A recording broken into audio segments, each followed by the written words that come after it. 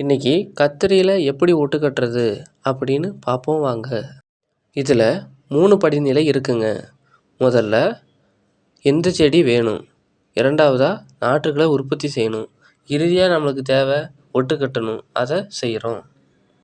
முதல்ல நமக்கு எந்த செடி தேவைன்னு பார்ப்போம் வாங்க. ஃபஸ்ட்டு வேர்ச்செடி. வேர்ச்செடி சுண்டைக்காய் செடியை பயன்படுத்துகிறோம்.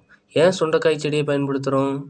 சுலனேசி தாவரங்களான தக்காளி, கத்தரி, மிளகாய், உருளைக்கிழங்கு போன்ற தாவரங்கள் நீர் தேங்கினால் வேரலுகளுக்கு உட்படும். இதை தவிர்க்கிறதுக்காக கத்தரியில் ஒட்டு இணையக்கூடிய ஒரு தாவரம் சுண்டைக்காய் செடி. இந்த சுண்டைக்காய் செடி வேரலுகள், உப்புத்தன்மை, வறட்சி இதெல்லாம் தாங்கி வளரும் தன்மை கொண்டது. எனவே இதை வேர் செடியை நம்ம பயன்படுத்தினோம்னா நம்ம இந்த வேரலுகள் போன்ற பாதிப்புகள்லேருந்து நம்மளோட பயிரை நம்ம காப்பாற்றலாம். அதற்காக வேர் செடியாக சுண்டைக்காய் செடியை பயன்படுத்துகிறோம். இறுதியாக நமக்கு தேவையானது கத்தரி நாற்று. இதையும் உற்பத்தி செய்து ஒட்டுக்கட்ட தயாராகலாம் வாங்க. இப்போது நாற்றுகளை உற்பத்தி செய்வோம் வாங்க.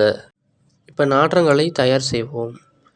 ப்ரோட்ரே அப்படின்னு சொல்கிற குழித்தட்டு நாற்றங்காலில் கொக்கோபீட் அப்படிங்கிற தென்னை நார் கழிவை நிரப்பணும். நிரப்பிட்டு குழிக்கு 2 விதை வீதம் அனைத்து குழிகளையும் விதைகளை விதைக்கணும்.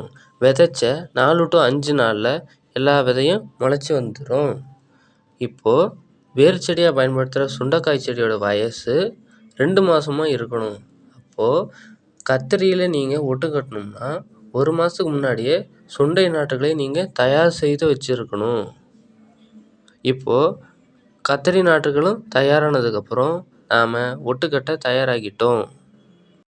முதல்ல வேர் செடியோட நுனித்தண்டை நீக்கிறோம். அடுத்தது அதோட நடுத்தண்டில் பிளேடை செருகி வைக்கிறோம்.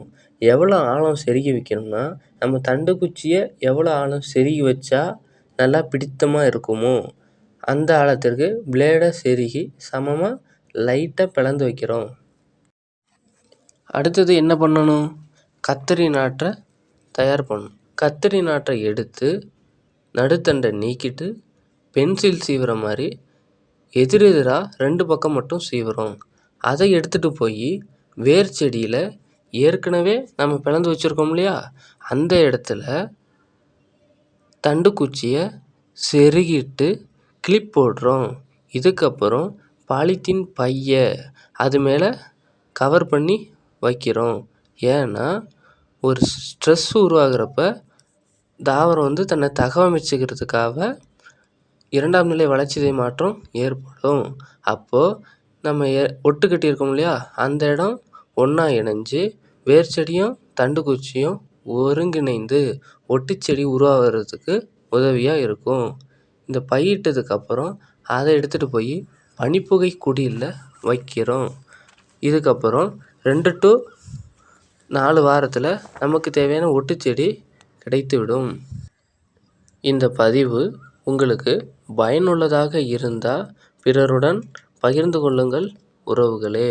நன்றி.